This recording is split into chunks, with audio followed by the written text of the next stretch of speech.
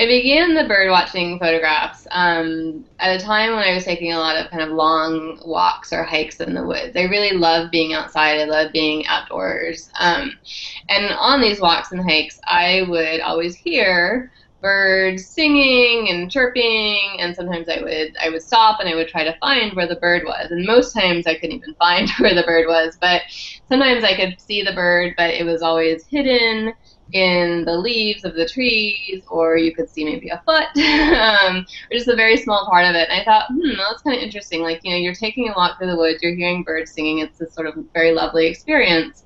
And from that experience, I decided that I wanted to make the project bird watching. I am not a bird watcher. I have actually never been bird watching. I probably should one of these days since I have a whole project on that sort of idea. But with bird watching, I didn't try. I knew that I would never be able to get the photographs that I wanted to make by photographing actual birds in the landscape, because there are, or from my experiences, there are a lot of songbirds in the landscape. It's not that they're not there, but they're just not there where I specifically want them. And with my photography, I've always been very inspired by the landscape, and it plays obviously a very important role in the images that I make. But I'm not completely happy with how the landscape is on its own. So I sort of take that as a background or a canvas, and then add the ideas that I have onto it. So since the late 90s, I've been making photographs that I kind of put under this umbrella of a constructed landscape, where part of the information, part of the image is true, and part of it is a fiction.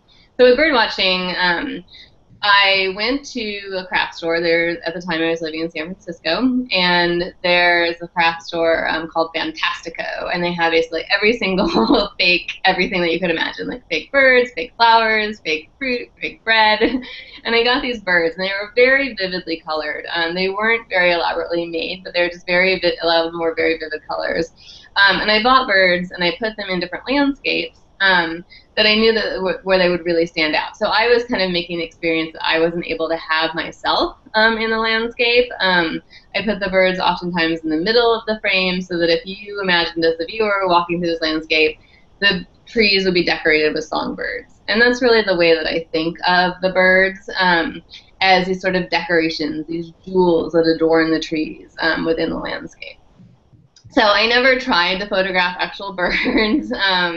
And I never, but I wanted to have this like very fabricated experience, or this ideal experience, an experience that I felt like I got half of being outside myself in the landscape, but wanting to just make it a little bit nicer or fancier, a little bit more pleasant and pretty as I was moving through these environments.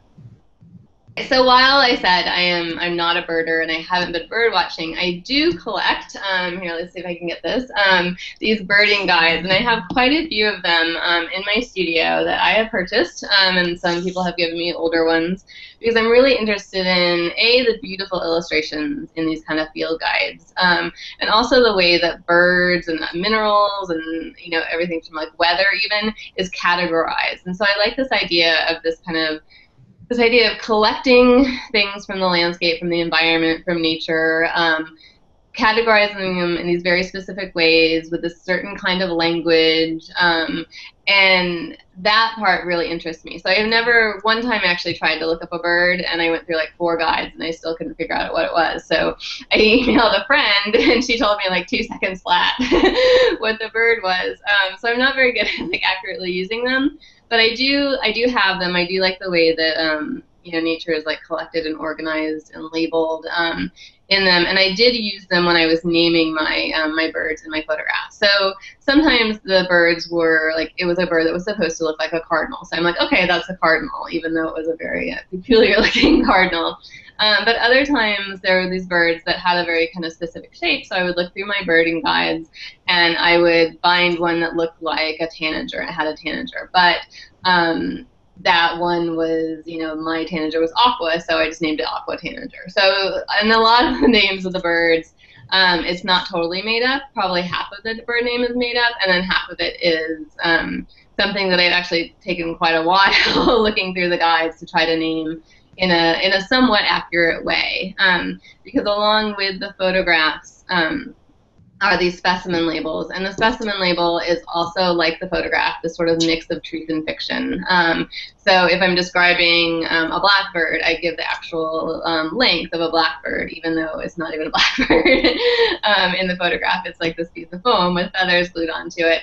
And that sort of accuracy was important to me, and I think that the labels help to sort of give this sort of false authority to the photographs, and, you know, kind of question further this idea of what's a landscape and what's like a true landscape, and the way that things are categorized and the way that things are experienced.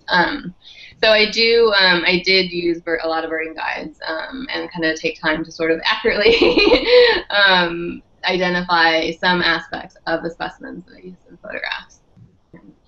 So the label, the specimen label that goes with each photograph, is a location category. And the locations, ideally, in the beginning, kind of matched up to where I had traveled to actually make that photograph of that specific bird.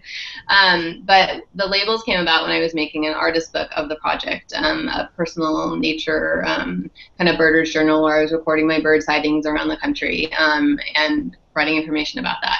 So I realized on the map, as I'm going through the book, that I'm sort of scattered. I'm traveling all over the country all the time to make these photographs. So I decided to make just sort of more logical travel paths. So that ended up making the label information also fictional, in the fact that I did photograph a blackbird, but I might not have photographed it in St. Paul, Minnesota. I might have actually made that photograph in Montana, but I did make a different photograph in Montana. So all the places in the labels were actual places that I went to make a bird photograph, but they might in the end not match up to, they might not correspond to the correct bird. And the bird might also not be natural to that landscape, because, as I had said before, I'm not a birder, I'm not sure about that. Really the point for me was to make these photographs where I was having this idealized nature experience with birds in the landscape.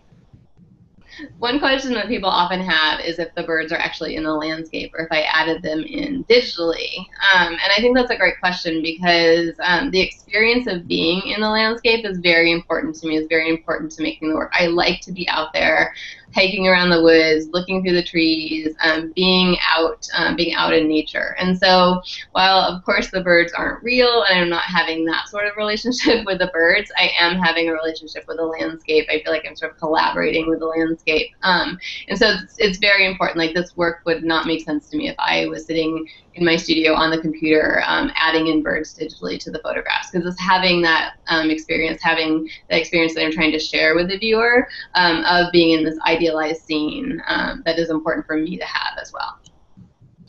My work fits into this category that I call a constructed landscape. So landscapes that are part natural, part constructed by man. And I first started making these photographs when I discovered the bird aviaries at the Bronx Zoo. I was living in New York City at the time, and I was always making photographs outside of the city, never in the city.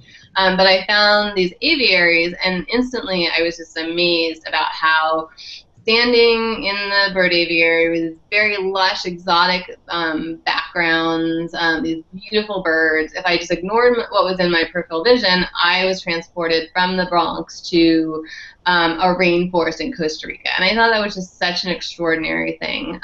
So I started photographing the bird aviaries, and they're black and white photographs, natural light, with these beautiful birds, this lush foliage, and usually kind of some sculpted trees and painted backgrounds. And so I thought, you know, what a perfect New York City environment, like half real, half fake. And I was really, really excited by that. And so all my work since that time in the late 90s has really stemmed from this idea of a constructed landscape. And during that time, I photographed landscapes that I had constructed, landscapes that had, you know, partly constructed, that were constructed by others, that were constructed by nature.